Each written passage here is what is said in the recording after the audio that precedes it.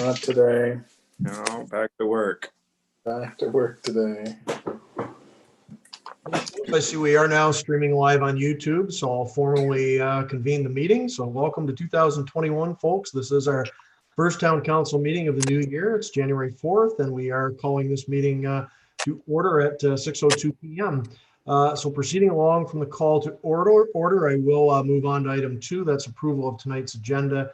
The recommendation reads that the agenda for this council meeting of January 4th, 2021 be approved as presented. Any comment? If I could ask for a mover, please. Moved by Councilor Ostrander, seconded by Councilor Shankar. Any comments, questions on that recommendation and the agenda this evening? So we're all good there, so I'll call the question. All in favor? Motion is carried. Thanks, everyone. Item 3, declarations of interest. Any declarations of interest from members of council this evening? Seeing no, under 4 and 5 presentations and delegations, nothing tonight. Takes us to 6 minutes of our previous council meeting. And 6.1 is the minutes from our council meeting of December 14th, 2020. Recommendation reads that the council minutes of December 14, 2020 be accepted as presented. Could I ask for a mover, please? Moved by Councilor Young, seconded by Councilor McConnell. Open it up for comments, questions on that set of minutes. Seeing none this evening, I'll call the question on the motion. All in favor? Motion is carried. Thanks, everyone. Item 7, communications and petitions. Nothing under 7 this evening. 8, under the consent reports, part of the agenda, we do have 8.1, the council information package. Recommendation there for the motion is that all items listed under the consent report section of the agenda be accepted as presented. Could I have a mover, please? Moved by Councilor Ostrander, seconded by Councilor Shankar. Open it up for discussion. Councilor Jansman, I believe you had a comment to make under one item there. Yes, if I could, Mayor Todd. Item number 5, that would be the Township of Edwardsburg Cardinal, their resolution to support the South Grenville Journal. And I suppose it might be too little too late, but of course, I'm sure we would all want to support that resolution, and wondered if by chance yourself or staff had any kind of an update on any success of that resolution, and if it would be of any help for us to support it. Turn it over to Mr. Armstrong if he would have any comment. So I believe both the town of Prescott and Edwardsburg Cardinal passed virtually the same motion in the same evening. So, okay. So that they were worded very similarly, and we did send ours out. Have yet to hear anything back though. So no update then yet? Not as of yet, no. No. Okay, very good. Thank you. Thank you very much, Councilor Jansman. Any further discussion? Seeing none, I'll call the question. All in favor? Motion is carried. We've approved that report. On item 9, committee reports. We have no committee reports this evening. 10, Mayor. Really nothing to add there other than a Happy New Year to everyone on council, staff, and all those watching. Same sort of message that I did convey in a little video greeting on New Year's Eve. It's going to be a challenging start to the year. I think we all know that with a look at the COVID case loads and the fact we are under another provincial shutdown right now, and that looks to be in effect for the rest of the month. But you know, the ongoing message, I think, has to be one of hope and one of faith that we are seeing a glimmer of light at the end of the tunnel in this, despite the bad news recently. We do have the vaccine coming into the province. It's obviously people being vaccinated a little less quickly than we all would like. No, I don't think anyone's really to blame for that. It's just how the rollout is going. It's going to be a significantly lengthy process, I think, through part of this year. But I think we are getting to the point where we can see a little bit of daylight at the end of this pandemic. So just want to offer that up to everyone out there. And the town is still, we're still there for you. We all have been together in this. I'm immensely proud of the effort that we've put forward as a municipality and as a community, and also even as a region here in the greater Leeds, Grenville, Lanark area under the health unit. I think we've done well through all of this, and we have hung together pretty strongly with it. So we just have to keep that up for 2021 for now, and just rest assured in the faith that things are going to get better. We're going to come out of this in a very strong fashion, united as a community, and at some point in the not too distant future, we'll be able to put these challenging days behind us. But I think that's all I have for this evening, because obviously there hasn't been a lot of town work the last couple of weeks, and I hope we're all on the same page with that we all had a restful holiday, because I think we are going to be pretty busy the next few months with budget and some other some good news items actually we have coming forward with economic development and so forth. So all the best to everyone out there and everyone in here for a great 2021. So with that, I'll pass it along under item 11 on outside boards, committees, and commissions, and start off as always with Councillor Burton. Thank you, Mayor Todd. Wish everybody a happy new year as well, and looking forward to what's in store for us for 2021. And that's it for me. Thank you. Thank you very much, Councillor Burton. Councillor Jansman, please. I too just want to wish everybody a very, very happy new year, healthy one for sure. And I just know it's going to be an exciting one too for the town of Prescott as in regards to economic development. So that's it. Thanks. Thank you very much, Teresa. Councillor McConnell. Thank you, Mayor Todd. I've got a few things here. The Walker House, of course, is closed, as we all know, due to the water damage and now the provincial government's mandate. But they have a number of phone-in chat groups going on and Zoom meetings going on. And if you would like to phone Susan at 613-925-5300, she can explain them all to you and explain how to get hooked into them. And it's a great way to pass some time in the winter when it's not that great to get outside. The library is likewise closed because of the provincial mandate. It is closed to foot traffic. However, it is still open Monday, Friday from the hours of 11 to 5 for pickup and drop off. And if you phone the library at 613-925-4340 or www.prescott.ca/library, they can tell you how to order a book, or you can describe to them possibly something like you're looking for, and they can make some suggestions and you can pick them up outside. They'll have them ready for you. The St. Lawrence Shakespeare Festival is very busy over the course of the Christmas season. On the 23rd, they presented the Christmas community concert, which I'm sure many of us have viewed. It was broadcast on Facebook and is available now on their website. On December 26th until January 6th, a production called The Holiday of Errors, which is a joyful Christmas Shakespeare romp. And it was put on by the Sound Theater Company in Seattle. And it was written by two gentlemen from Ottawa. And that can be seen on a website as well. December 27th, Richard's guest on River Talks was Quincy Armour, who we all know has been a performer here for many, many years and is entertained for a number of seasons. He is also available, or that presentation is also available on their website. And on January 2nd, they had a repeat showing of Prescott Pandemic Tales on Facebook.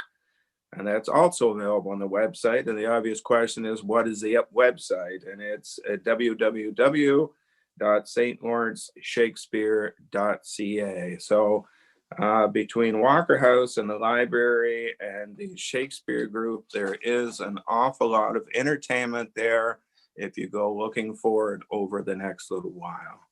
Thank you, Mayor Todd.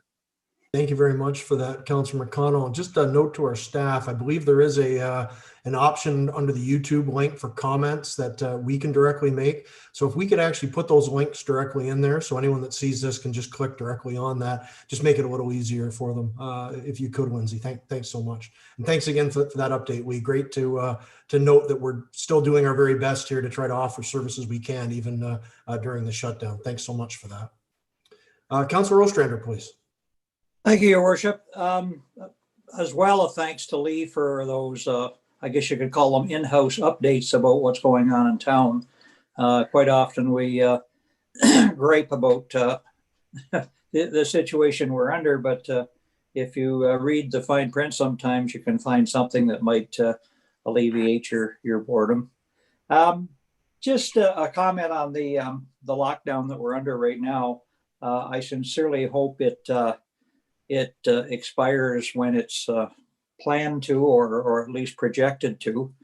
The schooling situation with kids at home for a week and high school kids home for the duration of this current lockdown is a bit of work for folks, and it's always nice to, they went straight from losing their rink time for their hockey sessions, and they went straight into Christmas time, and that kind of helped smooth it over a little bit. But now the stark reality of the January situation that we're in. But anyway, here's hoping that we can see some light at the end of the tunnel here for that.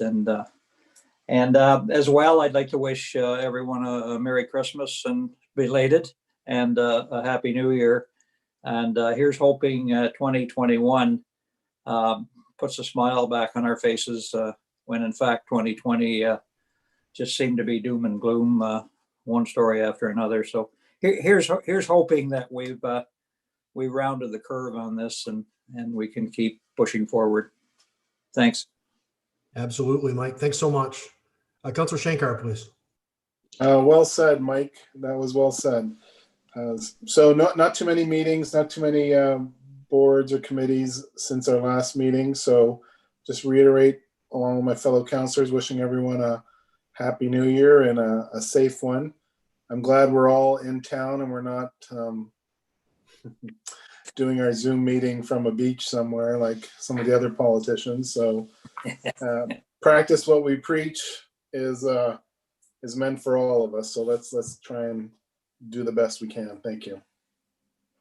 Thank you very much, Gory. Absolutely. It's we've always, and I notice even I often use my background, but I'm glad I'm not using it tonight, so no one can think I've got the surf crashing in the background like everybody else.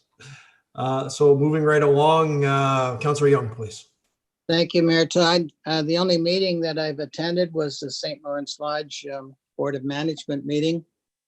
We started on our budget process. We all expressed opinions on where we wanted to go, and the staff was directed to rework their proposal. So that's where we are with that, and that's the only meeting I attended. Thank you very much, Councillor Young. There are actually two things that I really should mention, though.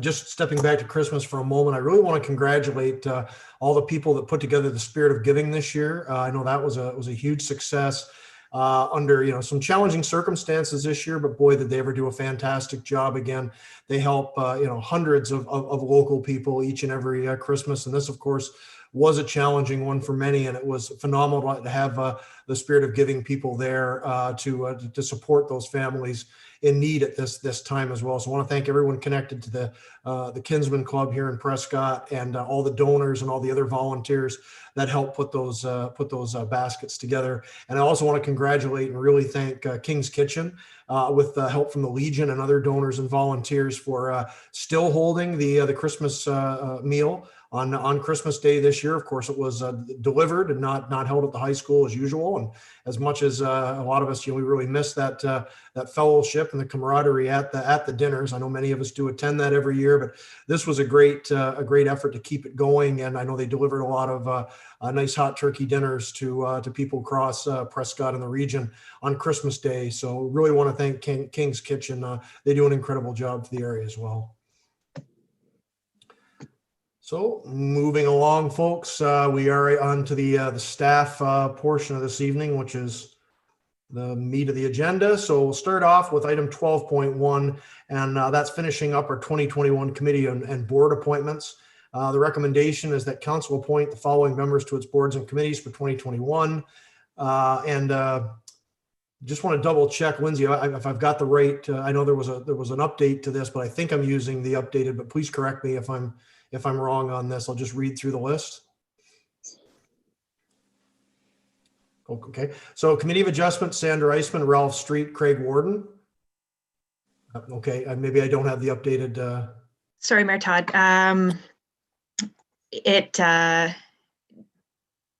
I can put it in the original, in the motion. So Committee of Adjustments, Sandra Eisman, Craig Warden, Megan Winans, and Lori Bonsell. Okay. And so in downtown BIA, are we missing anyone from that? No. So downtown BIA is Kevin Bunce, Karen Berman Martin, Pearl Visser, Tracy Young, Ben Quenville, myself, and Councilor Jansman as council reps. Library board, I believe there was a change to that, correct? If you could read the library board members, please. Yeah, of course, through you, Mr. Chair. So Jane McGuire, Chief Librarian, CEO, Karen Hume, Mavis Jail, Darian Watson, Jean Burton Fox, Elaine McCurdy, Joe Muse, and Lee McConnell as our council rep. Okay, thank you. And planning advisory committees, myself, councilors Burton and Jansman as council reps, Jim Hutton as one citizen member, and Leslie Bottigoni as the other citizen member. Prescott Cemetery Board, Fraser Lassinger, Valerie Schultz, Don Barton, Peter Morrow, and Councilor Burton as our council rep. Police Services Board, Stan Kajiski as council appointed citizen member, and myself and Councilor Ostrander as council representatives. Walker House, Pat Marshall, Tom Van Duzen, Sharon Flood, Joanne Savage, Sharon Stein, Irene Mueller, Maria McKibben, and Councilor McConnell as the council rep. Prescott Heritage Committee, Sandra Eisman, Tom Van Duzen, Bob Pelda, Louise Eliada, and Councilor McConnell as the council rep. That all correct? Excellent. So if I could ask for a mover, please. Moved by Councilor Burton, seconded by Councilor Ostrander. Any discussion on those appointments? Seeing none, I'll call the question. All in favor? Motion is carried. Thanks, everyone. And as I noted, we did do a number of these appointments before Christmas as well. So this is the last round of appointments, I believe. Ms. Velkamp, this is everybody.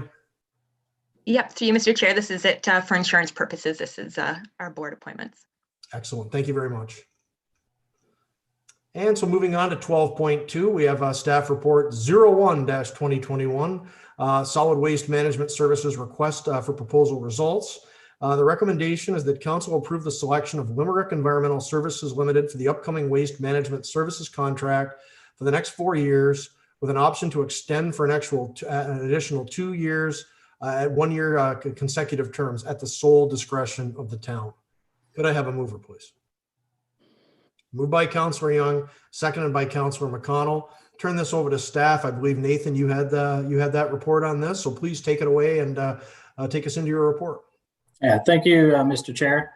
We were, now that we have a firm date where the province will take over the Blue Box program in Prescott, that will be 2025.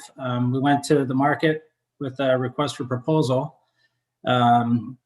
to update the, who potentially could be the solid waste management company for the town. I think the existing contract's been in place almost for a decade with Limerick. And so within the RFP, we set a term out for 4 years and with an option of 2 additional years. So if we want to extend it another year past the 4 years, we go 5. And then if we want to extend another year past that, we go 6 years. And that's going to be, that was there to make sure that we had some flexibility around that 2025 date when the province comes in. The collection volumes were based on the volumes that we had in 2019. And the numbers in 2020 are a bit higher just due to more people being at home. So there is more waste being picked up. So within the proposals, we had really good proposals. They all came in with all of the mandatory items had been set out. And they were ranked 50% on price and 50% on kind of a technical rank. And the numbers, so Limerick ended up at number 1, and that was partly because of the pricing that they had. And 2 through 5 were very strong proposals. And again, you've got some $100 million companies that had submitted. So of course their technical ranks were very high. But the annual price ranged on numbers 2 through 5 ranged from 70% to 125% higher than Limerick's price. And most of that price differential was based on the collection pricing. So Limerick does provide a very good offering on the collection side of it. And again, most companies have a similar price for disposal. They all, and then the technical ranking was a kind of their experience, their company profile, references, their provincial C of A or ECA, operating plan, organization and communication plan. And so Limerick Environmental Services indicated that they do work inside of other municipalities as well, such as Athens, Merrifield, Wolford, the village of Westport, and the township of Rideau Lakes. And they indicated that they would continue with similar timing of services where they pick up at 7 a.m. in the morning and then they're finished when all the materials are collected. One of the things that I think that one of the items that we wanted to be conscious of is that I think there have been some residential complaints here and there about the waste pickup and the recycling pickup. So there is, within the contract, there will be, small liquidated damages if there are issues. So we want to make sure that we, keep them to a service level that is acceptable to the residents of the community. So within that, the budget for 2020 was $207,000 for services for waste management. And 2020, the allocation was $207,000, and then the costs are currently tracking about $226,000, and the proposal came in at about $250,000. So it'll probably land around that by the end of the year in 2021, and then the subsequent years. And environmental considerations, they do have a new waste truck on order, and that will be a little bit more environmentally friendly than the current model that they have. And that's it. Thank you. Thanks very much, Nathan. I'll open it up to council for comments or questions on your report and this contract. Councillor Young, please. Then Councillor McConnell. Thank you, Mayor Todd, and I'm pleased with the response from 5 different firms. I'm very happy that we're in the neighborhood of $200,000, less than the second and third and fourth offers. So it could have been a whole lot worse than what we're looking at. Limerick has been our delivery person for the what did you say, 10 years? I think you said, Nathan. And yeah, I think it's almost 10 years. Yeah. Yeah, and very little in the line of complaints that I've received, and some of the complaints are certainly not due to their service. It's due to changes mandated by the provincial government that people didn't really understand when it was done. So we've had good service from Limerick, and I look forward to at least another 4 years from them. Thank you very much, Councillor Young. Councillor McConnell, please. Well, I echo Ray's sentiments there. His sentiments. My question, though, was in regards to the large item pickup that we have spring and fall now, I think. Limerick was doing that a year ago, and I believe this year we brought it in-house and we picked up the stuff ourselves. My question would be, Limerick, I believe, do they take it from us, and is that included in the amount, the 226 that we're going to spend this year? And going forward, that large item pickup, if we continue to pick it up ourselves to save money, obviously it's going to our public facility. Is Limerick taking it from there, and is that included in the 250?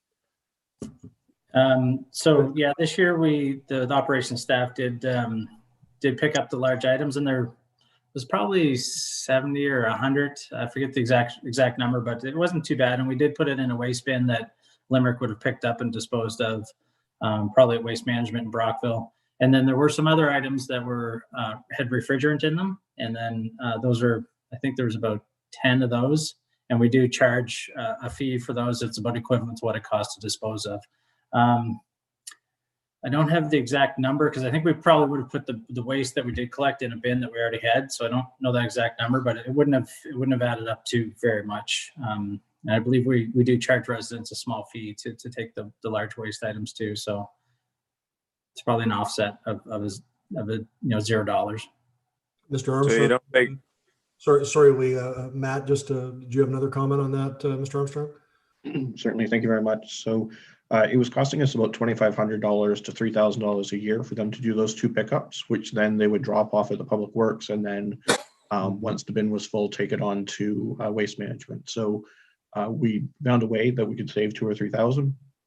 The intention is to doing it the way we did it in 2020, with their staff picking it up, putting it in the garbage bin, and then Limerick taking it from there and disposing it at Waste Management. So that for us was the most economical model of doing it. Anything further, Councillor McConnell? No, that answers my question. It sounds like it's rolled all in there, and I think that was a valuable service that we're offering to the community. So I'd like to see it continue. Thank you, Mayor Todd. Thank you very much, Councillor McConnell. Further comments, questions from members of council? Seeing none, I've just got a couple quick ones myself. I am glad Mr. Richard did add that comment about some of the concerns that have been expressed by residents. I did get quite a number of them over the last couple of years, although I will say they've slowed down quite a bit over the last year, as I think most people anyways have bigger concerns right now. But I did get a number of them, and I'm sure some of you did as well. A lot of it was related to the recycling, but there was some in the garbage pickup as well, things not being picked up and so forth. So I'm glad that there should be an ongoing dialogue there, and I think there has been. So as long as we continue that, but there is going to be that concern about the recycling, because we keep going back to, Brockville picks this up, Brockville picks that up, and there's this assumption that we're just not picking up recycling, and we're going the cheapest route possible to ensure that we cut the cost back, but at the same time damage the environment by not picking up recyclables. I've explained it probably 100 times to different people online and off that this is actually an international situation with regards to the value of the recyclable goods, and that there's been dramatic changes in that across the board. But that is something I am concerned about, because we're seeing a very, very low cost compared to the other items. As Ray mentioned, we're looking at a $200,000 a year spread. So Nathan, if you could kind of just maybe reassure people what the situation is here with that. I think we're getting a good deal with Limerick because we've been with them for so long and so forth. I just don't want people to have the takeaway on this that we're not offering the same services that other municipalities are. Mm-hmm. Yeah, thank you, Mr. Chair. A couple items there. I think the value for money is very good with Limerick, and they are a family-run business and a local business. So there's a lot of value there. I think that probably has seen deeper levels throughout the community. And on the recycling side of it, I think that there's probably, I'm going to say there's different areas where you're right. In Brockville, they seem to pick up everything, and it's all mixed together. And I honestly I'm not 100% sure where that waste, like how they kind of separate that, or if it goes to a different waste center to get processed. But I'll pretty much guess where a lot of that goes. But yeah, so I think that I think they probably have to have the things separated properly when they go to take it to Waste Management, where they dispose of it. And if they don't, they probably get dinged, different charges if it's not separated properly. So I think as this issue rolls in, what we want to do is have a little bit more education, I think, with the public, to make sure that we're aligning what needs to be picked up is what can be picked up, so that everybody understands, and we have a communication, at least through social media every once in a while, and on our Facebook, on our website. Yeah, I would say that we really need to get into that again when this comes out after tonight, because I can see that will be some of the narrative that will be adopted by some people, that we're cheaping out and we're actually causing some of the issues that people have been complaining about. So I think, yeah, the narrative's good, and we have to really be strong on that, because people see it every single week, and not everybody's going to see the message. Matt, I see you've unmuted yourself, so I'm sure you've got something to add. Thank you very much, Mr. Mayor. So also this year, the federal government will be implementing a ban on single-use products, plastic products, as well as curtailing the recyclable, the hard to recycle items. So actually banning them outright. So we haven't seen what that's going to look like. We know it's going to be coming in 2021, and certainly that's something that we'll include as part of our education process. Yeah, excellent point. Things are changing pretty dramatically on that front this year, and obviously it'll affect the recyclables. Any other comments from anyone this evening? Seeing none, then Councilor McConnell, do you have another comment? Just adding on what you said there, 20 years ago, before China started taking all these plastics and recyclables and making them into whatever doesn't last, we were on the cusp of an industry that was going to deal with plastics and deal with recyclables in a permanent way. And that just all went by the wayside because, well, why bother? Because they're taking it for nothing. But we're going back to where we were 20 years ago. That is coming forward again. And I firmly believe that by the time 2025 or 26 rolls around, there's going to be some real concrete options what to do with the plastic waste, because I'm darn sure that the companies that are producing it or we're buying it from are not going to get stuck looking after this for long. There's going to have to be a more permanent solution to it. And I believe it's long overdue that it comes. Thank you. Thank you. Yeah, the ban, I think, will accomplish quite a bit of that, especially with the single-use plastics we've seen so big in grocery stores and for food items. So I think a lot of it will be taken into the chain, but there was that movement in the region towards that the higher tech incineration for waste 20 years ago that you're referring to. And it'd be interesting to see if and when someone does get back to that, because that is apparently that technology has really been heavily adopted throughout Western Europe, and it's proven itself now over the last 20 years. So hopefully we will have some good options there in these next few years. It gives a chance for industry to catch up to those changes that have happened in the international market for recyclables. So excellent points. So with no further comments, I'll call the question. All in favor? Motion is carried. Thanks, everyone.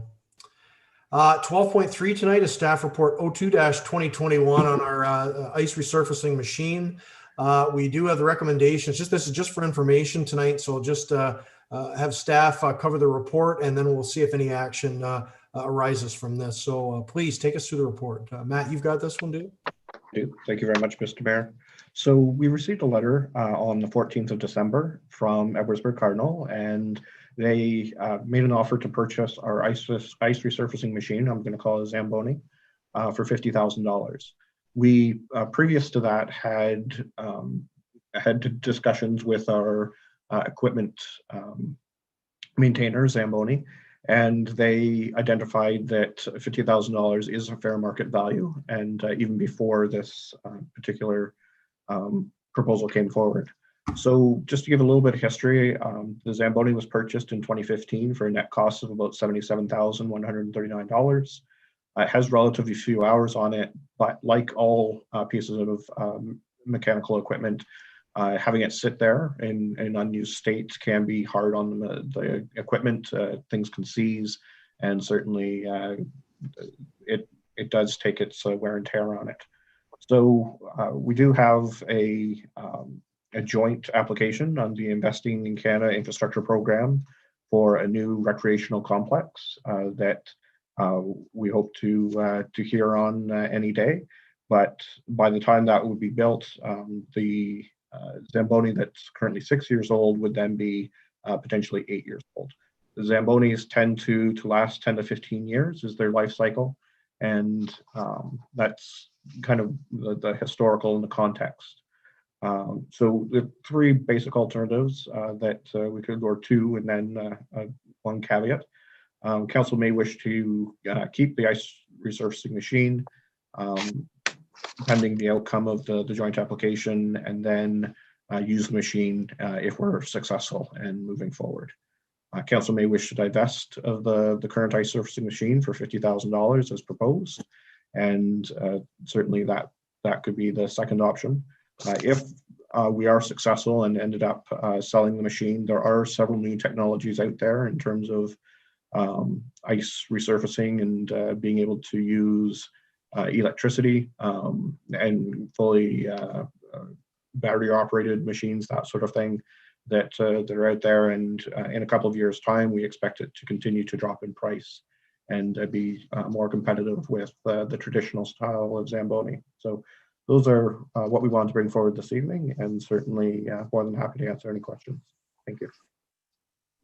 Thank you very much, Mr. Armstrong. I will note, of course, that if we do go down this road, the sale, we could take that 50,000 and put it right in the arena fund as well. Obviously, that would probably be the best place to put it, just because we obviously are going to need to buy another Zamboni at some point. So that's just one option. But anyhow, open it up for discussion, comments, questions. Councillor Young. Matthew, I've forgotten. I believe our machine is a propane. Yes, I believe it is. Yes, okay. Well, I see this as two issues. One, I'm prepared to sell the machine. That's not a problem for me. I have no idea whether $50,000 is right or too low, but I'm certainly prepared to sell the machine. Thank you very much, Councillor Young. Councillor Shankar, please. A couple of questions. We probably have not used that machine in the last year and a half, and we're probably still getting maintenance on it and insurance on it. Do you have those numbers available, Mr. Armstrong? Thank you very much, through you, Mr. Mayor.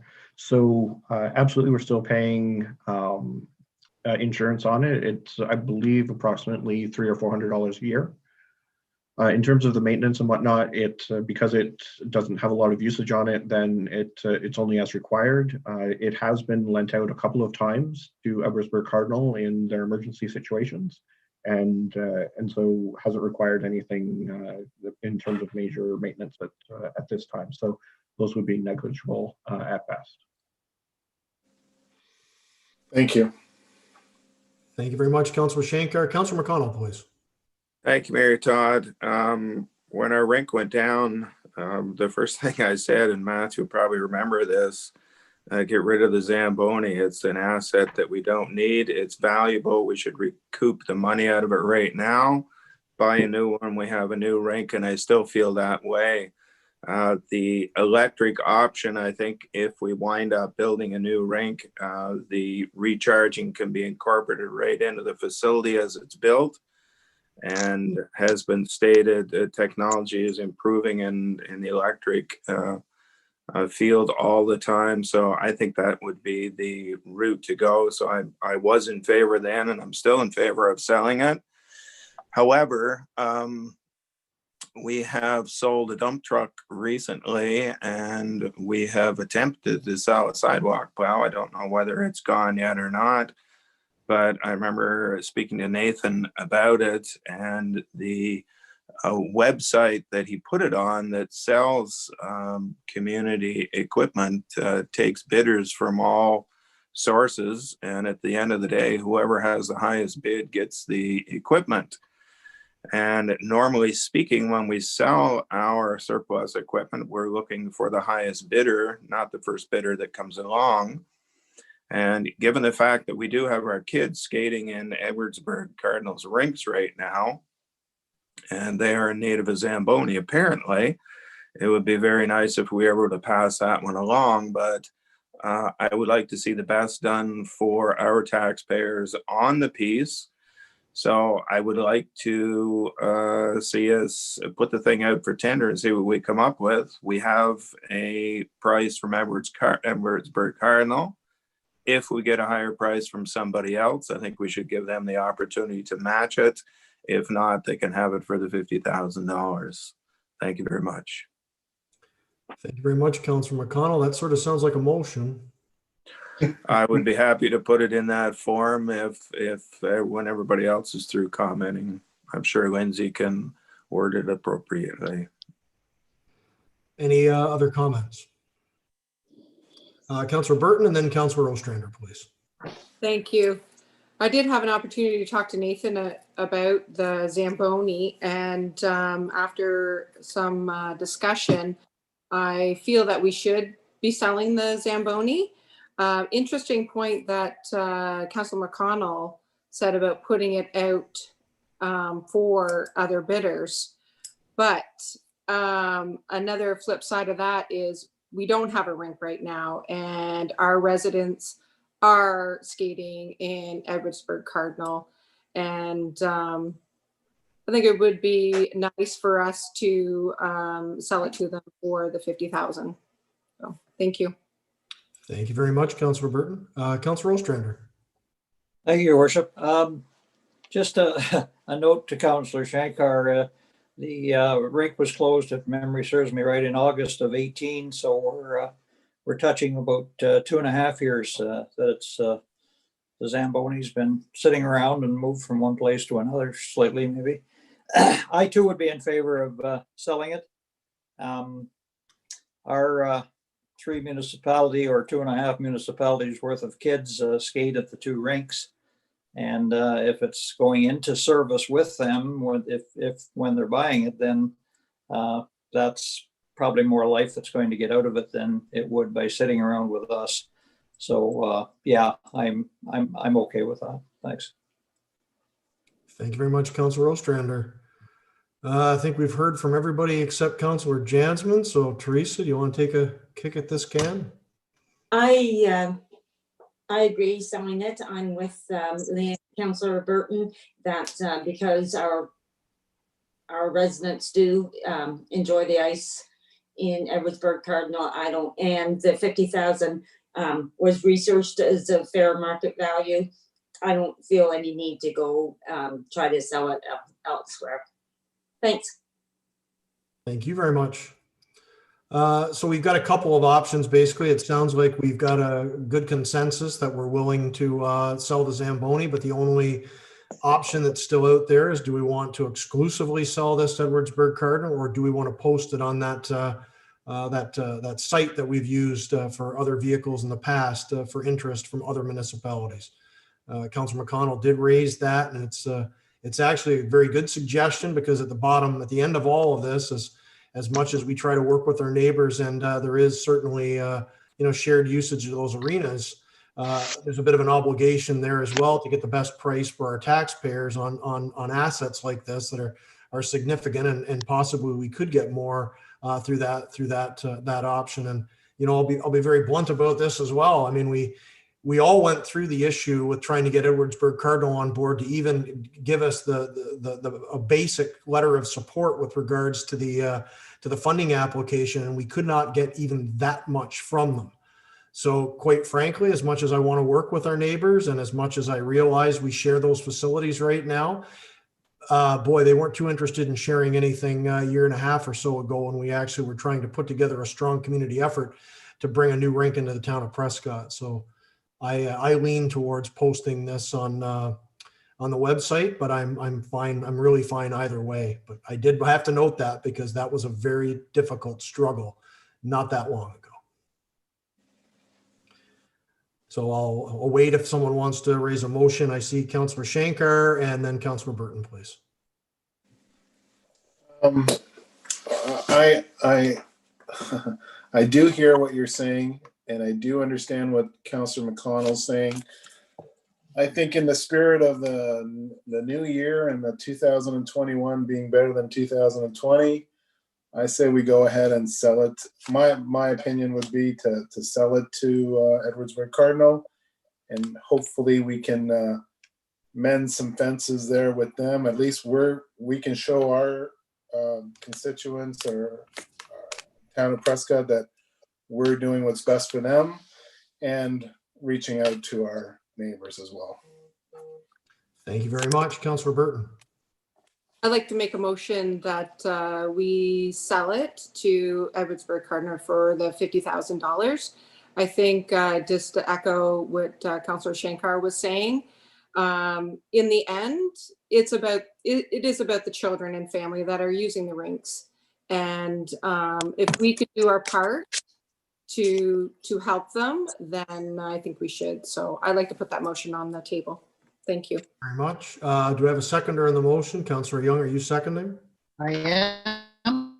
I did have Councillor Jansman had her hand up a moment ago as well, if she had a comment. Just a quick comment. I too, like Councillor Shankar, 100% agree with you, Mayor Todd, that was very, very disappointing, their lack of support. But two wrongs don't make a right. So I would support this motion from Councillor Burton. Thank you. Any further discussion? As I said, I'll support this as well, but we do have to note that, and you can only turn the other cheek so many times. But with that, I'll call the motion. All in favor? Approved.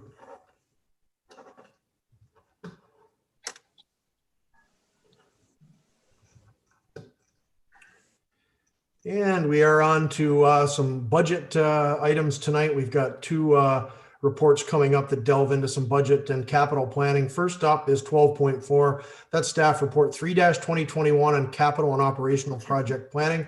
Presented tonight for information, but I'll turn it over to Mr. Armstrong to review what we're looking at for capital and operational for 21. Thank you ever so much, Mr. Mayor. So we've broken out the list into several tables, so it's a little bit hopefully easier to work with, and wanted to be able to have a fulsome discussion around where we are in the process and then what our next steps are. So in terms of projects that have pending grant applications, there's the recreation complex that we just talked about, the electrical vehicle charging stations, which we've submitted and hope to hear in by March or April of 2021. The active transportation improvements, which is for COVID-19 resilience. Again, we hope to hear in March or April of 2021, and then the regional transportation system that we'll be talking about later this month, and it would have to start by March of 2021. So even before we start anything new, those are the ones that we currently have on the table from a funding perspective. Planning and exploratory projects. There's the water tower. So the engineering work continues, and we're looking kind of in the 2023 timeframe for that replacement. Waterfront land east of the boundary that's been previously identified, and exploring options for possible purchase and uses. Dog park, we've talked about that certainly. I think it's time that we have a fulsome discussion and as maybe part of this capital budgeting process of deciding exactly where that needs to be. Provincial site certifications, we've talked about that. And then the marina dock replacement program that will be brought to council in 2021 later in the winter. So previously approved projects, there's the breakwall at the water treatment plant, second floor, completing the LED lighting. I believe there's only 12 that we have remaining. Official plan review is ongoing. Digital signage for King Street as well as Edward. Upgrades to the stone areas of the breakwall, town signage and wayfinding, which would be subsequent to the official plan review. Waterfront Prescott sign, which we would like to go to RFP in shortly, and to get some ideas around what that could possibly be, and then working through it in 2021. And then the business and organization login portal for our website, which has been started, and we should be rolling that out in the next couple of months. Veteran banners, when we're able to start working again with some of our partners, then working with them on adding some of those.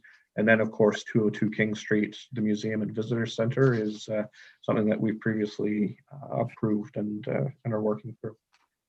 So major capital projects for 2021, there's the reconstruction of a portion of Dibble Street East.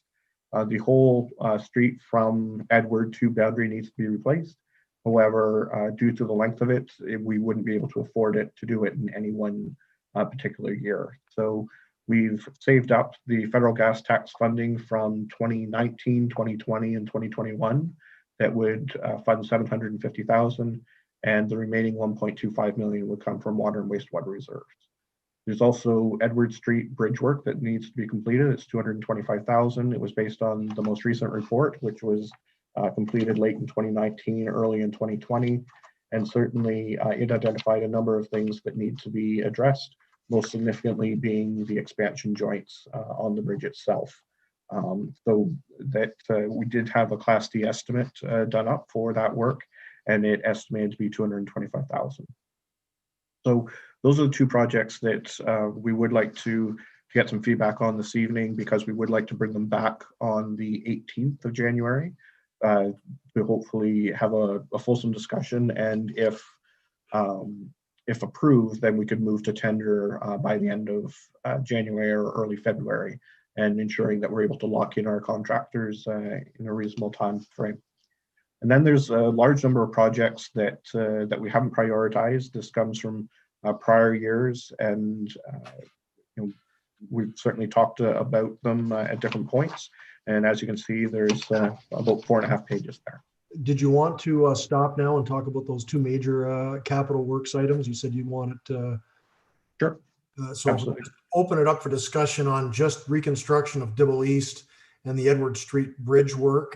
Does sound like obviously both are quite vital projects, but obviously staff wants some direction on that as soon as possible. So I'll open it up for any comments, questions on this, and if everyone thinks it is viable and of course necessary to go ahead with this in 2021. As always, it's important to get these things out as early as possible to get the best price for the construction work. So I'll open it up for comments, questions just on those two items, and we'll return to the report after we get through this. So don't everybody jump in at once. Councillor Ostrander, then Councillor McConnell, please. Okay, thank you, Your Worship. Matthew, the Edward Street one, we haven't talked at any great length about that. Do we know any time frame that it would be cut off as a transportation source, and we'd have to go detours, or can they do it in chunks that we could leave one lane open? I believe they can do it in a phased approach that would allow one lane to be open at all times. Okay, thanks.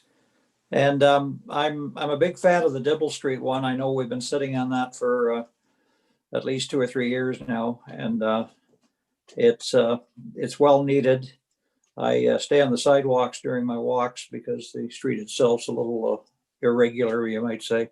So no, I am a big fan of it, and I presume have we done any engineering or any background at all on it, or we're just aware that it's in dire need? Is that it?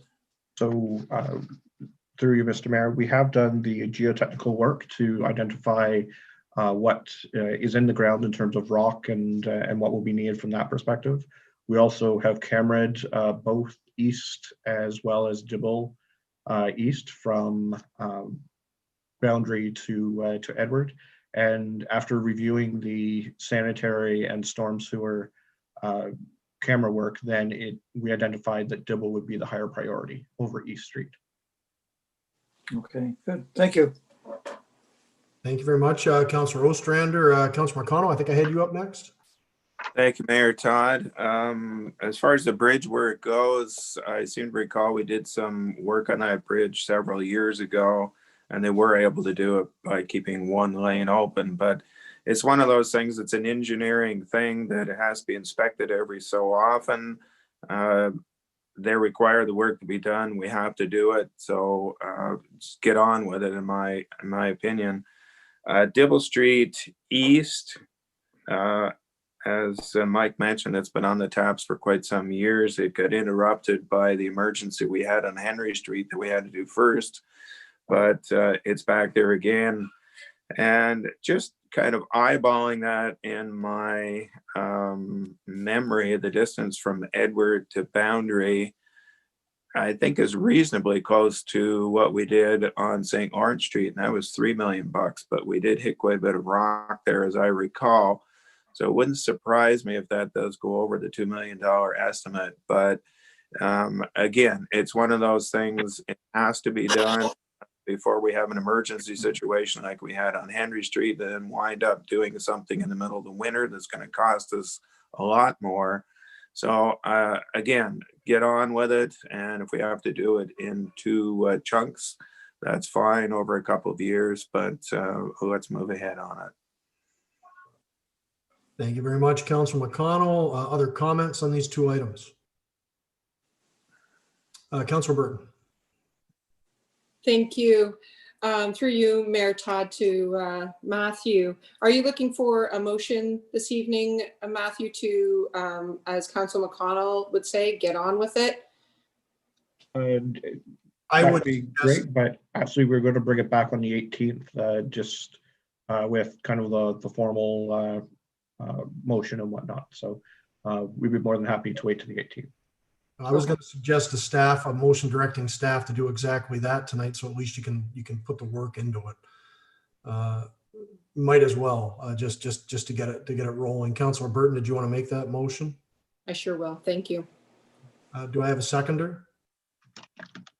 I think Councilor Ostrander just beat Councilor Shankar out. Any other discussion on this? I just want to add one comment on Edward Street. We have received this. This goes back a long time. Ray and Lee would remember this, but it goes back to my first term as mayor. We had a lot of discussion about this coming out of the renovations that were done there before, because we had, remember that work took forever way back when. It went on for, oh, God knows how long, and we were down to one lane then for many, many months, if not, I think it was well over a year even. But we have had different assessments there, and I remember one that came back quite a number of years ago under a past director of Public Works and Infrastructure that was significantly more than 225. So I'm assuming this is a current condition assessment report, and these are identified deficiencies under the current engineering group that is doing this work for us. And we've got a fairly locked down number at 225. I mean, that can always change with the RFP, but we're working on some pretty solid numbers here, Matt. Yeah, so we've done a Class D estimate, which basically takes kind of what we're seeing in the marketplace and then inflates them a little bit for some of the unknowns. But certainly, I think 225 is the number that's reasonable to work with. And as we refine those engineering drawings just a little bit more, then it might be a little bit less or a little bit more. But certainly 225 is the ballpark, and is based on the engineering assessment that was done by our engineers of record. And they've taken a look at this bridge, I think 3 times now, and over, because it's every 2 years in the cycle. And this was the first time that they came up with things that really needed to be addressed in the shorter term. So that's why it's kind of risen. Matt, is this WSP or what's the engineering firm that we're? EVP. EVP. Okay, I always get that name mixed up. These were the newer guys that we brought in a few years ago, correct? Yep. Councilor McConnell?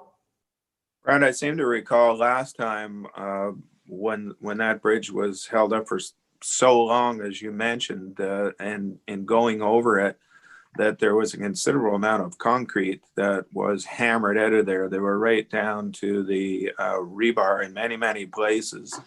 And I think that's the length of time that was involved in taking that out, putting new concrete in. If I'm understanding and reading what is in front of us this time, it's not that extensive. So what we're looking at here, I think, is more of a preventive maintenance type of thing to avoid having to go that far, which could very well be the reason for the 223 and not a 423 or something like that. Mm-hmm. Just the way I read it.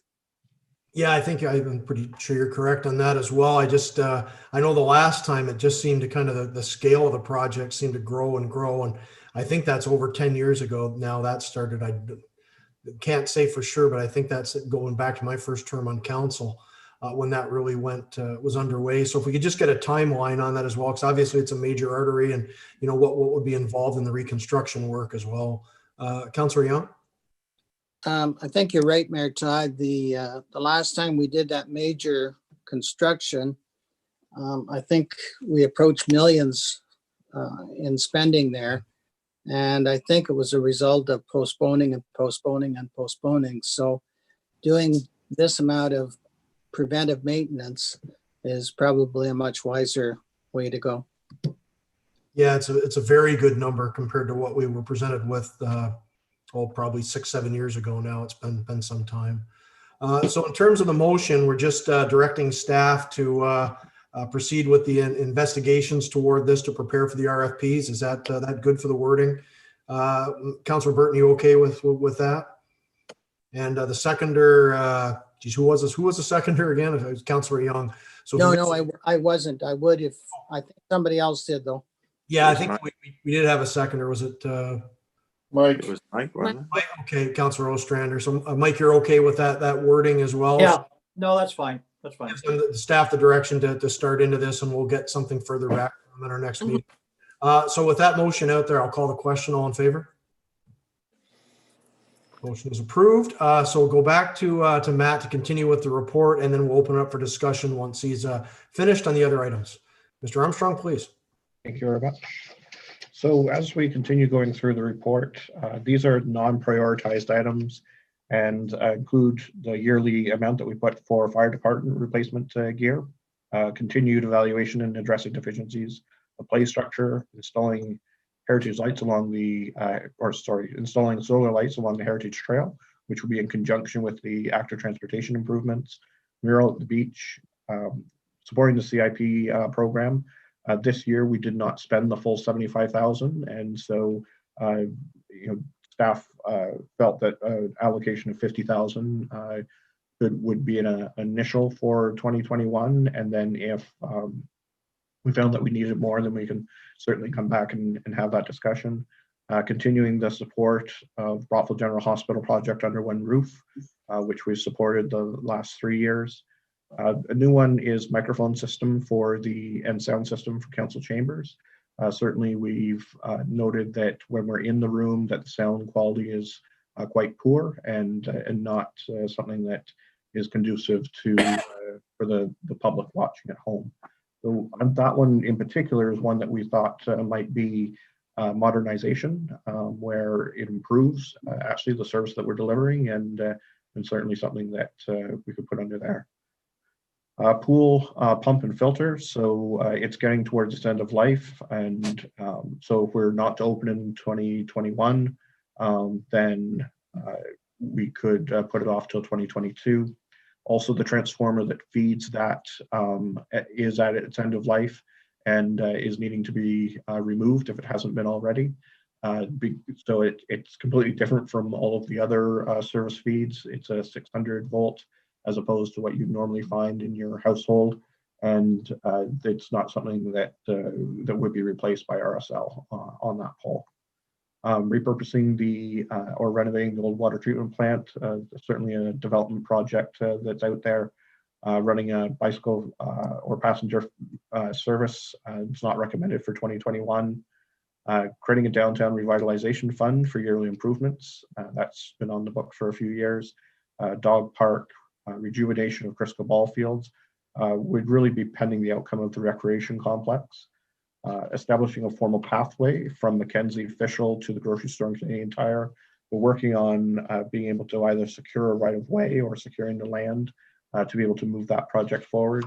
Expansion of the beach, we've talked about that several times over the last couple of years. Installing linkages and wayfinding for walking paths. Certainly, we have the active transportation improvements that we'll be doing in 2021.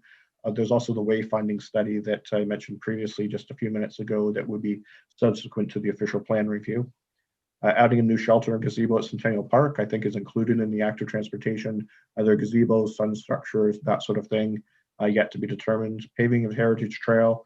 We're not necessarily paving the whole thing, but certainly addressing where the deficiencies are and repairing those along Heritage Trail. Renovating the lighthouse, we've had on the docket for several years. Rejuvenation of the Prince Street fields, installing additional boat ramp facilities, repurposing the courts at the high school to be able to play pickleball in coordination with the school board. And then kind of continues going on and on. So just a couple of the things that are a little bit new for this year. Adding docks for non-motorized watercraft is something that we could do in the marina or somewhere around Kelly's Beach or in that area. Certainly, it's something that our economic development noticed that we don't have that facility currently, and certainly something that we could add as an amenity. As we're continuing down, we can see that there is one item that's been on the list for a few years now is the sidewalk, the interlock sidewalk at the west end of the Coast Guard building that runs along King Street. We have come up with an alternative for that we can relay the stone and remove that low area and actually dip it a bit towards the south so that it actually runs to grass, and being able to drain that without having to replace the whole thing. Replacement of the 1-ton truck, that needs to be done in 2021 or 2022. We just want to make sure that it's on the list, and if it doesn't get done this year, then it's something that we certainly need to look at for next year. Backhoe quick attachments, $5,000, new plow for the loader, 15, asphalt infrared heater for repairs, for asphalt repairs. And so that's something that we would like to take a look at, and perhaps not have it approved as part of the 2021 budget, because it's going to be something that will be in the spring or summer that we would like to trial and review, but something we would like to take a look at and then come back to council with a recommendation. Same goes for the sidewalk planer for shaving. It also goes on our trackless equipment, and we would like to see exactly how that functions to make a recommendation as to whether it would be beneficial for the town to purchase that. An innovative one is actually creating a roof structure between 2 sea cans or 3 sea cans at the operations building. And so that way, between those sea cans, you could actually have a covered open area, but it's covered, and be able to store items there to keep the rain and snow off them. But at the same time, fairly innovative and low cost way of doing that. And also the custom covered box for the 1-ton truck for the wood chipping operations. A couple of other ideas that came forward was a new boat launch east of the marina with the parking lot for trailers. Downtown beautification plan. Really, there was one done several years ago, which we've been taking a look at. I think we can have further discussions about that, but I think an updating of it and being able to say, this is what we want to do, and this is where we want to put some money behind to be able to actually beautify the downtown and move some of those items forward. Staff has been talking about being able to connect the 2 parking lots east of the marina, so it creates one continuous parking lot, so that adding more parking, as well as being able to address boat trailers and things like that. Trees on King Street and Riverwalk Park was certainly something that we've talked about previously, as well as an idea from one of the councillors. Adding tennis facilities to the recreation complex as a possible alternative or additional amenity there, and then repairs to Edward Street North to slow down deterioration. So it's a very long list, about 4.5 pages of items that we haven't previously approved and haven't prioritized. We want to make sure they were put on the table this evening so that council is aware of the entirety of the list. And at the same time, I believe it comes back on February 15th so that we can prioritize. So between now and February 15th, we'd love to be able to get some feedback as to which ones people would like to see costed, need additional information on, that sort of thing. At the same time, understanding that to do the full 4.5 pages of costing and additional information would be difficult and time consuming. So just wanted to put that out there so that we can continue moving this forward. Thank you. Thank you very much, Mr. Armstrong. I'll open it up for discussion now. And since we're not going to come to any final conclusions on this tonight, obviously, because there's a lot here to unpack and sort of digest. But I would ask that maybe everyone, if you've got 1 or 2 items that you really want to champion, or you really want to get behind, or really want to express support for, especially of the laundry list of projects at the last bit there, the 4.5 pages or whatever. But we'll try to keep it reasonably brief tonight, and then obviously we'll come back to all of this, as Matthew mentioned, in February. So I'll just open it up, and anyone have any items they want to particularly comment on this evening, please. And then, of course, we will obviously bring this back in February. So I'll open it up for discussion, and who wants to go first? Councilor Burton, thank you for ending that awkward silence. Thank you, Mayor Todd. There is a few items on my list, and I think maybe it may be in the best interest of everybody, in my opinion, is to give their top 5 maybe in the next little while, so staff can have the time to to do a little bit more research for us. One of the things that has been on the list for quite some time is the dog park. And, you know, is it feasible to keep it kind of where it is? It's kind of by, it's in the Prescott vicinity that everybody seems to be using that. I know we don't own the land there, but that is something, if we do get a recreational complex, maybe that's something that we can look at adding there. But I would like to see the dog park be a little bit higher on the list this time around. But I will be sending Matthew and staff my top 5 list so we can have a bigger discussion later on. Thank you. Thank you very much, Councillor Burton. Other comments, questions? Councillor Jansman, then Councillor Ostrander, please.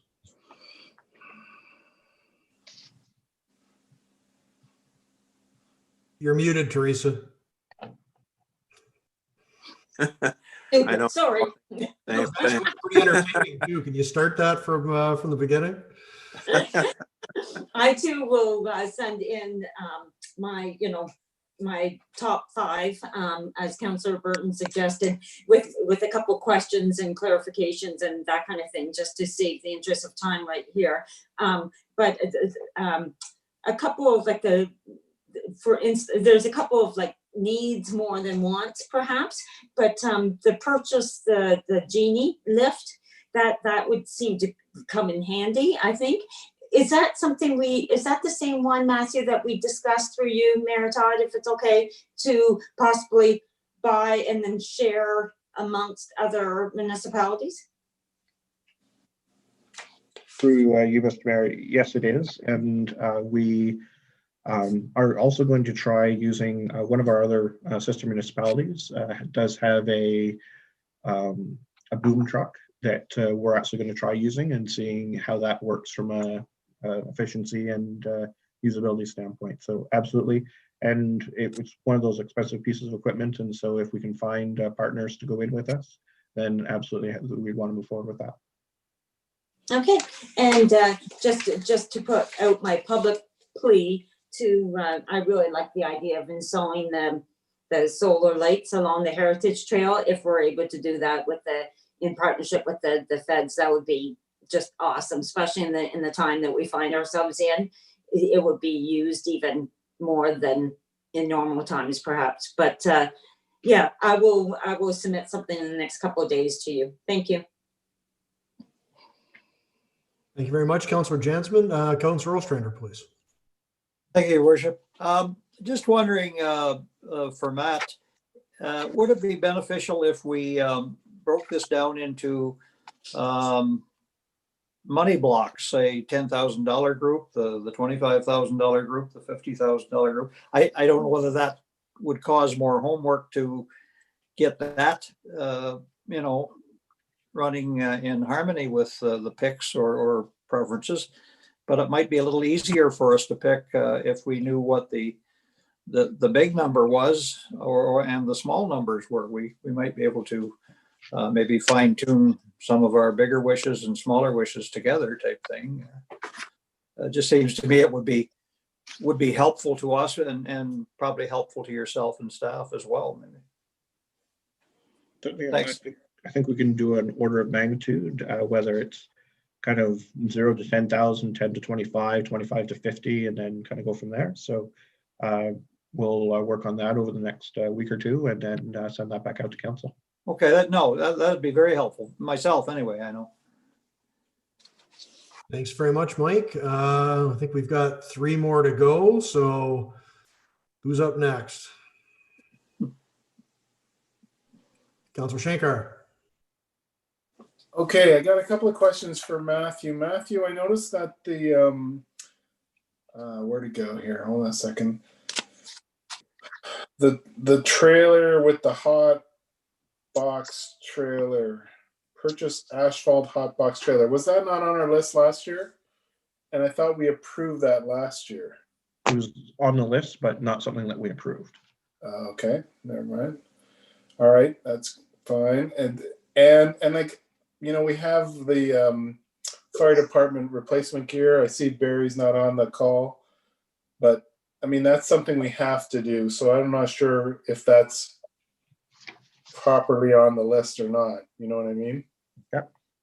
Lori, that's a standard yearly budget item for the same amount. It's replacement equipment that has to be replaced every so many years. Right. So that, and I agree. Bunker gear usually. Right, but it shouldn't be on this list, I don't think, because it should be on a budget list somewhere. Okay. Right? Otherwise, I really appreciate putting dollar values next to everything. I think that's a big step up for everyone. The other one I see here is pool pump and filter to be done in 2021 if the pool not open in 2020. Was that supposed to be done in 2020? Sorry, I got my years mixed up on that one. So Okay. If it's not open, if the pool isn't opened in 2021, then it could be done in 2022. Gotcha. But if the pool is going to be open this year in 2021, then we would need to do it in 2021. That's a tough one because we won't know, will we? Maybe. I think that will be a philosophical conversation that we'll have at our next meeting when we talk about recreation. Okay. All right, that's good for me. I don't want to pick through all these, but I think there's excellent ideas on here. There's ideas that don't cost a lot of money. There's ideas that do cost a lot of money, but I think overall it's going in the right direction. Thank you. Thank you very much, Corey. Now we're Lee and Ray. I have nothing to add, Mayor Todd. Many of these items we've discussed before, and I don't think I'll have any trouble picking out 5. Thank you very much, Councillor Young. Councillor McConnell. I agree with Ray and I agree with Leanne. If you were to pick 5 out that you felt were your personal preferences, and the 5 certainly may not be a priority, but a preference for each of it. When I'm walking around town, there's certainly things that I notice. The sidewalk on King that Matthew referenced there, the relaying of the blocks to direct the flow of water. That's one that I've been putting in for 3 years now because I walk that every day, and I know you've walked that section as well. And with the snow that we got earlier in December, the north 1.5 feet of that was underwater. It's either underwater, under slush, under snow, under ice. It's a mess every year. And with the health unit to the west of it and Walker House to the west of it and the apartment buildings on the south side of King, it gets a lot of use. So I think it's high time that that was corrected. The only other one, and there's a lot of good ones on here, and I might even have trouble coming up with the top 5, but another one of mine that's been there for 3 years now is purchasing that property east of the marina. And my suggestion was the property east of the marina, not from Boundary Street East, because that entire area is largely infill. It is, if you look at an old map of Prescott, the shoreline is way north of there. It's all infill. It's been infilled by Prescott Industry. We have postcards of ships all lined up down there unloading coal and what have you. Railway yards were there. The fort has never, since it's been constructed, had anything to do with that waterfront, to the best of my knowledge. They have no claim to it. They should not have it. It has been always part of the industrial waterfront and economic activity of this time, and it should return to the town. And I have no problem with them reserving the part directly in front of the fort, but that is not from Boundary Street East. That is from Russell. Russell, thank you. I was just going to say Teresa Street, Russell Street East. And I can remember back in the earlier 60s when I was young, when the ball field used to be on the corner of King and Van Cognet, thank you. And that was town property. That was not Ford Field property. the town sold that property to the Ford Field back in the 60s. And there used to actually be a street that ran north off of King that went back to Dibble. So I don't believe they should own from Van Cognat to where we do or what the border is there. I think that border should be moved east to closer to the midpoint of the Ford Field. And I believe we should own all that property and be able to develop that property and incorporate it into the economic well-being of this town like it was in days past. We are choked to the east. The property that we have directly east of East Street in the marina, we are limited there simply because of the size of it. If it was a larger space, there's more that we could do with it. So to me, we should be going after that whole chunk, not just from Boundary Street East.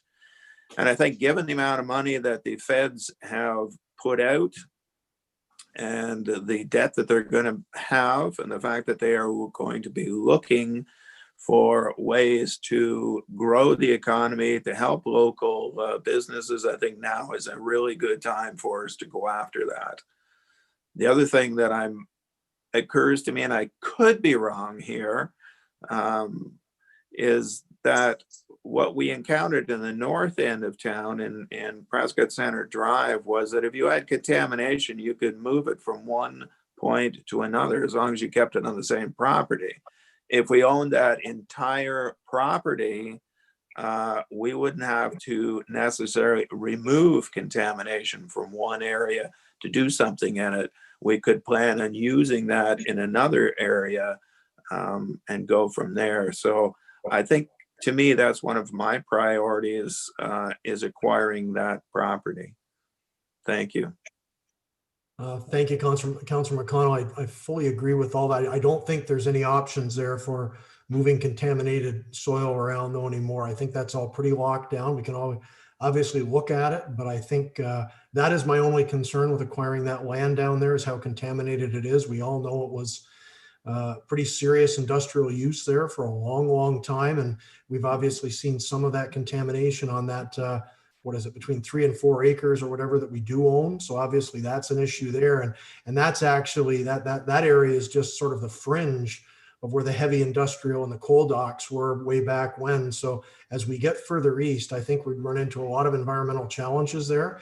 But at the same time, I think it's an amazing, I think we really need to look at it. I actually had a resident approach me about it just the other day as well with the same suggestions that we really look into it. And I said, yeah, that is something we have discussed on a number of occasions. I will note that right before Christmas, I did get a note from the new, and I'm not sure what the title is, but it's basically the regional superintendent of the entire area who just took her new person in the position, just started, I think, last fall. Or maybe in the summer. So she actually, I sort of kind of was talking, we had an intermediary for a little while, but she contacted me right before Christmas with an interest to getting a formal dialogue going early in the new year. So this is something I'll bring to her and mention that we're interested in exploring any and all options if they are, and then we can sort of advance the discussion from there if there is any sort of interest, because I do think it's a vital location that we really should be doing a little more with. The only thing I would add, and I think we're probably all on the same page with this, that if we're looking at any sort of development down there or any sort of additions, that we would maintain the public access along the waterfront. That's always been, I know it's a big thing. A lot of us walk down there, and we want to make sure that it's still open to public access. We're not discussing selling it all off for private condo development, because we want to make sure we've got probably the best open river access of any community in Eastern Ontario for residents. We've got basically the entire length of the town along the river is freely open for walkers, recreational users, and so forth. So as long as we can maintain that, I think there's a good balance to be had. So thanks for bringing that up, Lee, and I will bring that up. I plan to open that discussion and just see what the feds are looking at there, because I think there's some opportunities there for both of us. But I am, of course, a little concerned about the environmental, and that would be the first step, would be to do some environmental testing all the way down and see what we're looking at as well. But it's a good option to really explore. So thanks so much for bringing that up, and I'll make sure to convey that when I do have that Zoom meeting with her, hopefully by the end of the month. We were talking about January, but I haven't heard from her since before Christmas now, so I'll revisit that. So okay, we've gone around the table. Thanks so much for all the discussions. I just got a couple items that I'm going to touch on myself. And the one thing I will mention, and why I fully support the idea of, listing the priority items, I'm just going to throw something out there that we should be thinking bigger. I don't want to get lost to the point where we can't see the forest for the trees and we're all picking individual items, and then it turns into a bit of a discussion, what's prioritized, what's here, what's there. And while it will all come down to money at the end of the day, I think we need to look strategically on this. And that's why I'll note that my priorities here, I'm not going to look at individual items, but you can tell which individual items I would support by what I'm going to mention. But to me, we have two crucial needs in town that need serious attention when it comes to capital. And that is the downtown and the waterfront overall. I think we're already easing into the waterfront with the active transportation project. And there are some other items there that can easily connect to it. And I'll just refer briefly to that mural at the beach for $3,000. It's not just a mural. That's a sort of a beautification effort incorporating a mural and new fencing along the entire Coast Guard base there to dress up that entire area, which does look pretty rough due to the Coast Guard piling up a lot of older buoys and rusted metal and junk on the other side of it. So that's where that item comes from. And I'll also note things like the solar lights and the Heritage Trail and the beach expansion overall. You can look at that two ways. It would be a bit of a beach expansion, but I did take a number of photos earlier this fall just to be able to illustrate this for everyone. We've got some serious deficiencies at that beach as well. The two retaining walls on both sides of the beach are in terrible shape. I think they're a serious safety hazard. And they are basically crumbling underneath as well. It's easy to see that. And if we ever have an issue where something collapses, even someone falls there, that is something that I think really desperately needs some attention. We are seeing hundreds and hundreds of people using that beach, especially with COVID. But the last few years, the numbers are going up all the time. And I think it's time that we put a little effort into that. And that could also clearly tie into the active transportation matters, because we would be doing some alterations and some improvements to the pathways around there. There was some damage done in the flooding in 2017 that needs to be repaired. And quite frankly, I'm glad we're looking at this, as I've been walking a lot the last few weeks with everything and taking a good assessment of everything. And we definitely do have some deficiencies across the board down by the Heritage Trail. There's just a lot of areas. There's a lot of, and not just areas that are falling apart or clear deficiencies. It's just areas where we've got some lows, leads to some ice, and there are just a number of areas that we really need to seriously look at. So at any rate, I would say one of my top priorities is waterfront overall. We have an incredible asset here in our waterfront. I think we can actually, even if we have to phase some of this over a couple of years, but I don't honestly think we're looking at massive dollars here for it. And this is a huge economic driver, and it also really helps residents. Right now, we're at the point where the only real recreation we have to offer is outdoors. We do see a lot of people outside enjoying this. We saw it in the summer, we see it in the fall, and now we see it in the winter. I walked the pathway downtown today again and saw dozens of people doing the same thing. So I think the more we can invest in that, the better for our citizens. And it's just a tremendous investment in the town overall. So one of my two top priorities, I would say they're equal, is the waterfront improvements overall. That includes Heritage Trail, active transportation, beach, and so on. And the other item is the downtown. I'm not going to get too heavy into the downtown. We all know what deficiencies we have down there. It would also help if we could go a few weeks without a truck taking off one of the poles down there. But we had that happen, of course, again, just the other week. But we do need to really look at that. The BIA has been heavily invested there, and they really want to encourage the streetscaping plan we discussed. I think it's time to do a modern streetscaping, something that's not just beautification, but something that is is common sense and some good items there that we can really work to improve the business environment overall, and also just the sheer attractiveness of our downtown. We need to do better down there. We are seeing some investment there with particularly with the apartment building. So to me, I think that to me is my other, those are my top two items. So waterfront overall and downtown. And there are obviously a number of smaller items connected to that. And I'm going to have a really tough time itemizing 5 because I think we need to look tactically and we need to look at what actually benefits the town the most overall and commit to that strategic path so we can really make a difference rather than, picking something because it's $5,000 opposed to 15 grand and so forth. We've got to make a real difference here. And I think we can make a real difference by focusing on the waterfront and the downtown for those items as we move forward into 2021. So anyways, I'll just leave that for, everyone's thinking later on. I think we are mostly on the same page with a lot of this because I certainly, a lot of these are good common sense projects that we've been talking about for a number of years. So we'll just see how we go with that. I would just say we need to think tactically, and I think we can think big without breaking the bank here. So that's all I have for tonight. Mr. Armstrong, was there anything else on the capital, or are we pretty good? No, I think I'm happy with that. And so certainly we'll work on some numbers, and also once we have those prepared, send it out for council for their feedback and identification of their top 5. Okay, thank you. And so we will be bringing that back. Was that the second meeting in February you're suggesting? Was the 18th? That's correct. Okay, thank you. So we'll bring 15th, I capital. believe. Sorry, did someone? I believe it's the 15th. Oh, 15th, okay. So the 15th then of February. So we'll leave off with that. And I just encourage everyone to put some real thought into this. And I think we can do some really good things this year. We've got some great opportunities ahead of us. And I think this list gives us a good number of items that we can hopefully grapple with and come up with some good priorities. So, okay, and we do have, so that was just for information purposes only, of course. So we're moving on to 12.5, and that's back to the budget 2021, and this is admin, protective, and planning services.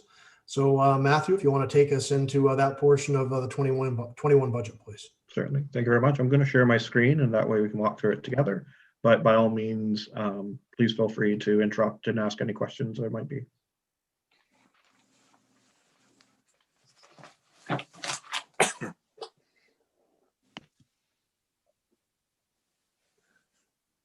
I'm hoping at this point you can see something that says 2021 operating budget.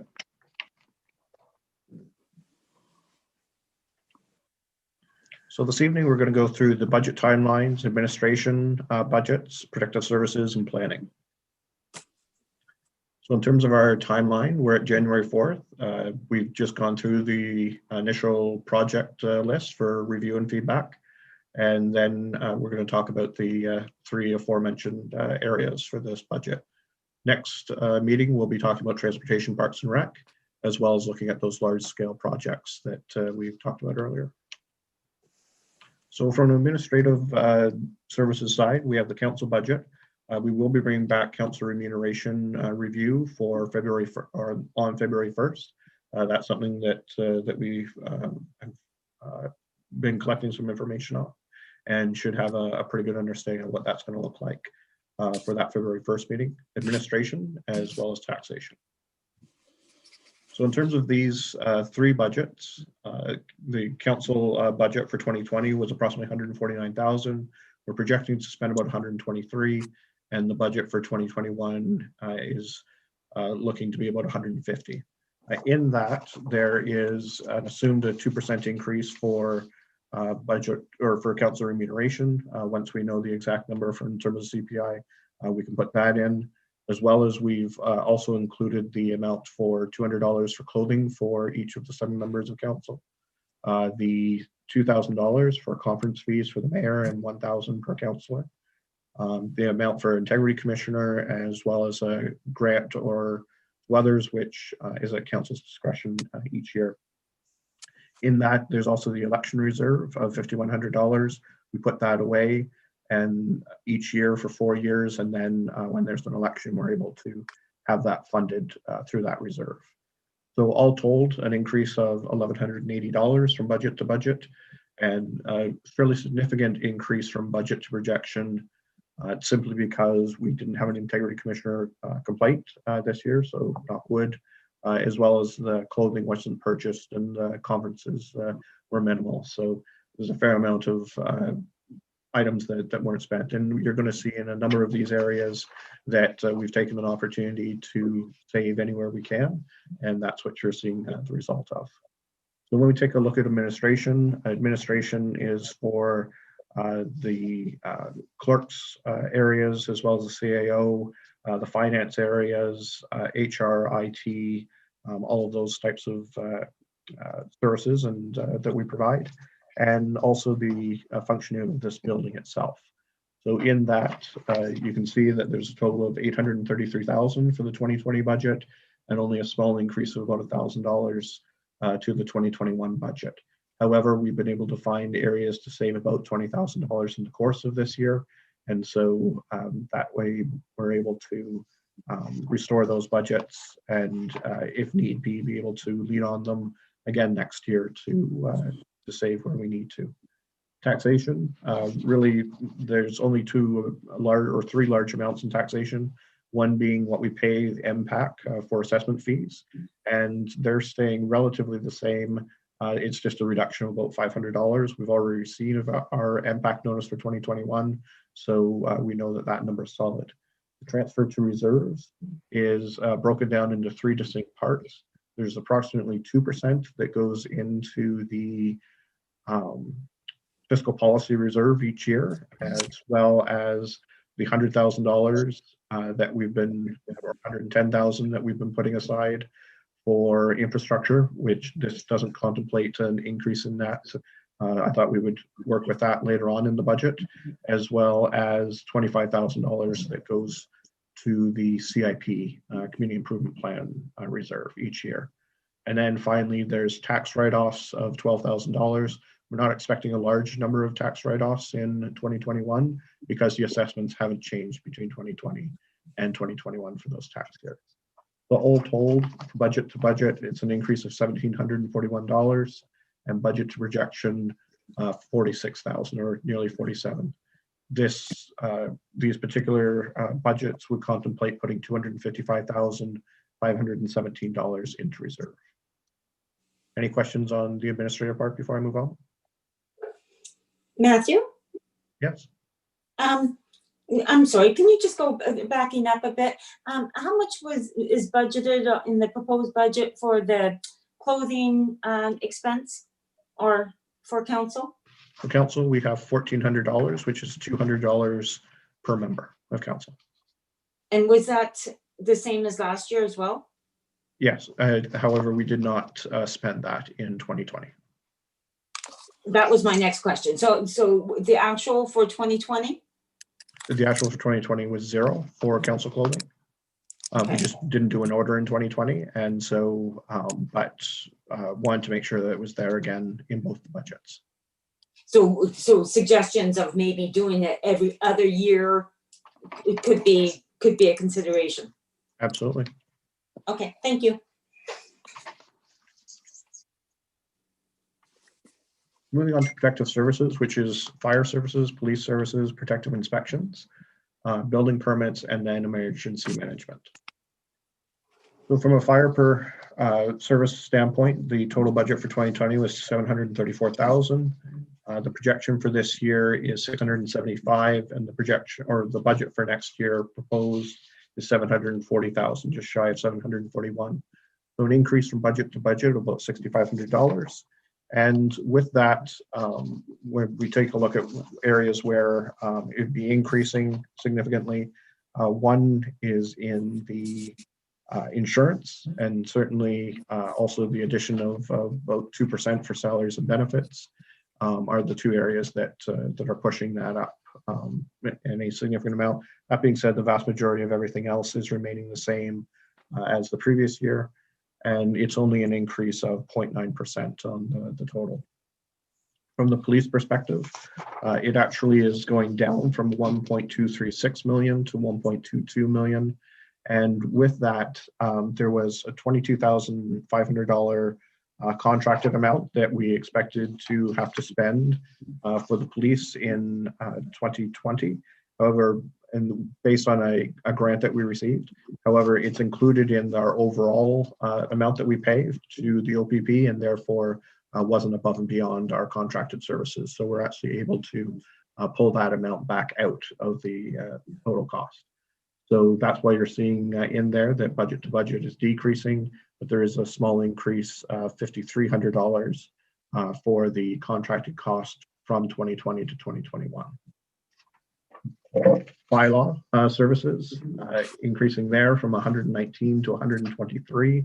And if you remember the implementation of the software for 2021, there's a number of software modules that we'll be implementing, and that's being actually supported by the modernization fund. So when we get to the revenue side, there will be offsetting revenue for that expense. The other area is building. Again, a large amount increasing there is for the software that we're purchasing, and it's being offset again. And then emergency planning, it's not changing year over year. It's a standard amount that we put in the budget. And this year, we only are expecting to spend just shy of 3,000, which is why you're seeing that budget to projection would increase. But certainly it's a $5,000 amount that we put in each year to be able to support the emergency management group and anything that they need to do. Finally, we have planning, and a small increase, or an increase of about 9% year over year. And that's primarily due to the software as well as just regular percentage increase. And so from those two, you're seeing that it seems like a large increase, but at the same time, a large portion of that will be offset by revenue. So at this point in the budget, we're about halfway through in terms of dollar costs when we're not including water and wastewater. And the 2020 budget for everything that we talked about at our previous meeting, as well as this, came to 4.6 million. The projection for 2020 is about 4.482 million. And then the 2021 budget only would contemplate an increase of $3,228, which is a very small percentage of 1%. And that's what you're seeing there. You can see that we took many opportunities to save where we could in the course of this fiscal year. And so that's why you're seeing that there's a large increase from the 2020 projection to the 2021 budget. I've made notes in there to mention anything that has changed and any major significance. The other thing that I forgot to mention is that each year, the $30,000 that we put away for fire equipment is in addition to the $270,000 that we put away for the building. And that particular will shift as we do the calculation on how much the debt will cost. And so not that whole amount will go into reserve, but we'll add a new line for debt and subtract it from the 270 that we put into reserve. Matthew, that's probably fire truck and building? That's correct. Plus we also have 2 debt amounts on fire trucks that will be ending in the next few years, and they'll start going back into reserve as well. So as I mentioned earlier, the next topics to come up are transportation, parks and recreation, as well as the major capital project review. And we will be doing that in 2 weeks from today. Thank you.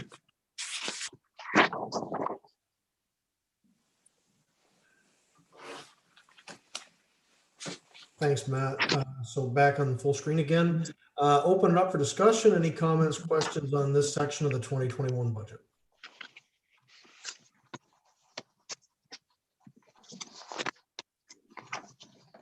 Don't see anything this evening, so that's good. So we'll bring that back, of course, as we're looking through. Obviously, we're not making any final decisions this evening, so we'll bring that back as we move through the budget process. Seem to be some pretty good numbers there, not looking at any big dramatic increases across the boards. It's nice to see that we're, as always, actually keeping our administrative costs as low as possible so that we can deliver the best bang for the buck for residents and put their tax dollars into actual infrastructure and projects that benefit them. So with that, Matt, what's our schedule like on this again for budget? Where are we and what's up next? Next will be a really large portion will be transportation, parks and rec. We'll come back on the 18th of January, and then followed on the 1st of February will be environmental, water, and wastewater. So at that point, at the 1st of February, we'll be through all of the expense side. And then on the 15th of February, we'll be focusing on the revenue side. Great. And I will say we've got our joint services meeting on Wednesday morning, and we should have we'll have some numbers coming forward from county in regards to budget there as well. So we'll be able to come up with some more solid numbers that we can plug into our own budget as we move forward. Okay, thanks everyone for the good discussion on both capital and the main budget item tonight. So 13 is resolutions. We have no resolutions on the agenda this evening. 14, we do have a couple of bylaws, both related to the 2021 taxes. 14.1 is the interim tax levy bylaw. Recommendation is that bylaw 01-2021, being a bylaw to provide for an interim tax levy for 2021, be read and passed, signed by the mayor and clerk, and sealed by the seal of the corporation. Could I ask for a mover, please? Moved by Councillor Young, seconded by Councillor Ostrander. Mr. Armstrong, pretty much housekeeping work so we can get the billing out. So you want to just make a comment on that for everyone at home, what they can expect to be seeing in the mail? Certainly. So there's just two major points that I wanted to mention. One, the first is absolutely it's housekeeping. It's 50% of last year's rate. And so that's been how it's used to contemplate this particular bylaw. The second point that I want to bring up is that I put forward in here making the taxes due on March 31st as opposed to February. And that's to help with spacing it out from a COVID perspective. But I certainly wanted to highlight that for council and make sure that everyone was in agreement that wanted to do that going forward. Thanks very much for that. Sorry, I forgot to mention that. Relatively significant change, but not too dramatic. Every little bit helps. So any discussion on this item?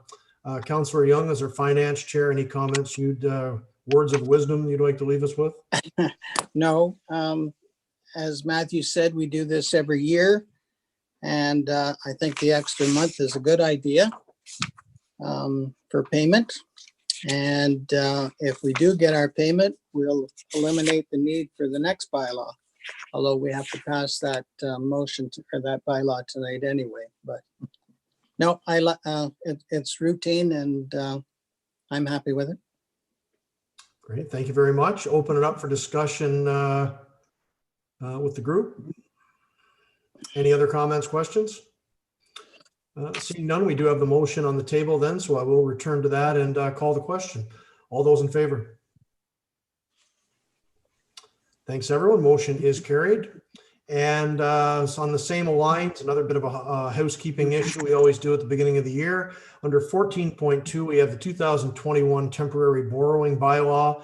That recommendation reads that bylaw 02-2021, being a bylaw to authorize temporary borrowing for the year 2021, be read and passed, signed by the mayor and clerk, and sealed by the seal of the corporation. Can I ask for a mover, please? Moved again by Councillor Young, seconded by Councillor Ostrander.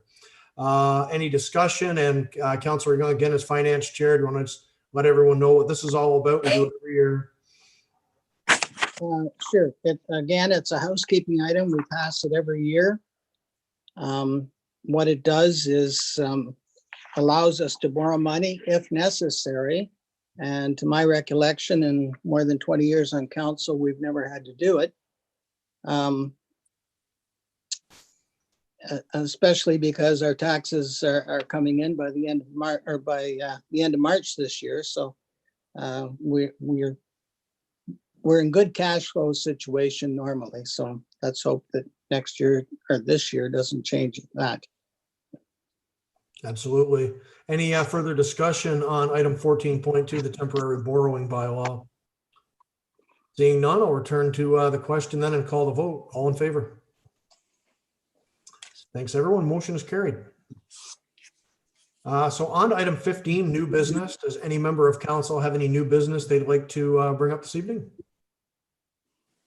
Seeing no. 16, notices of motion. Does any member of council have a notice of motion to present tonight? Also no. 17, mayor's proclamation. Nothing this evening. So that brings us to 18, the closed session. And we do have 2 items under the closed session tonight. 18.1 is on an identifiable individual. 18.2 is purchase and sale. The recommendation for both those items is that council move into closed session at 7:51 p.m. to address a matter pertaining to 18.1 identifiable individual under section 239 2B of the Municipal Act 2001, personal matters about an identifiable individual, including municipal or local board employees, and 18.2 purchase and sale. And that's under section 239 2C of the Municipal Act 2001 as well. And that involves a proposed or pending acquisition or disposition of land by the municipality or local board. And that we are asking that the CAO, treasurer, clerk, deputy clerk, and fire chief remain in the room for item 19.1, and that the CAO, treasurer, clerk, and deputy clerk remain in the room for item 19.2. If I could have a mover, please. Moved by Councilor Burton, seconded by Councilor McConnell. Any discussion? Seeing none, I'll call the question. All in favor? Motion is carried. We'll move directly into the closed session. I see our fire chief has been waiting very patiently for almost 2 hours now. But you've learned a lot about the budget, Barry, so that's good to see too. Anyways, we will be back when we return to the open session under 19 Rise and Report. But right now, we'll be logging off with a live session, and anyone who wants to stick with us, we'll be back shortly.